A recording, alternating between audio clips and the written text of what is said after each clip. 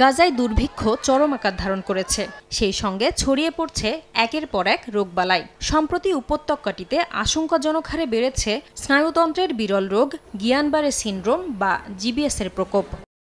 জিবিএসে আক্রান্ত ব্যক্তির শরীরের রোগ প্রতিরোধ ব্যবস্থায় নিজের পেরিফেরাল স্নায়ুতন্ত্রকে আক্রমণ করে, যার কারণে শ্বাসকষ্ট, চোখ নাড়াতে অসুবিধা ও কথা বলা বা গিলতে অসুবিধা হয়, যা চূড়ান্ত পর্যায়ে গেলে মানুষ প্যারালাইজড পর্যন্ত হয়ে যেতে পারে।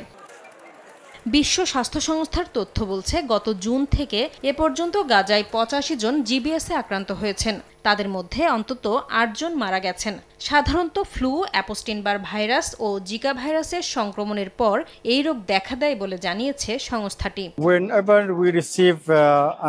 আমাদের এখানে আসা রোগীদের কারোর মধ্যে এমন লক্ষণ দেখলে আমরা সেটাকে বিশেষ বিবেচনায় রাখি। আমাদের একটি টিম আছে যারা রোগীর কেস নিয়ে অনুসন্ধান করেন, এমনকি তাদের পরিবারের সদস্যদের সঙ্গেও কথা বলা হয়। এরপর তাদের নমুনা পরীক্ষার জন্য পাঠানো হয়।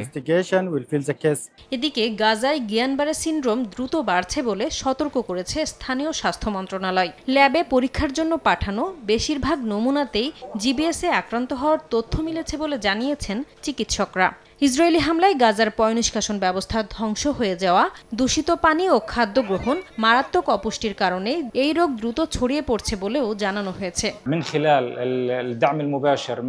গাজার বর্তমান অবস্থায় জিবিএসে আক্রান্ত হওয়ার মূল কারণ চলমান দুর্ভিক্ষ, খাদ্য ও বিশুদ্ধ পানির অভাব, বারবার বাস্তুচ্যুত হওয়া আর অতিরিক্ত ঘনবসতির কারণে রোগের সংক্রমণ ব্যাপক হারে বাড়ছে। সচরাচর নারীদের চেয়ে পুরুষরাই এই রোগে বেশি আক্রান্ত হয়ে থাকেন। প্রতি বছর বিশ্বের প্রায় ১ লাখ মানুষের বিরল এ স্নায়ুতন্ত্রের রোগ শনাক্ত হয়। নাসরিন রুমি, সময় সংবাদ।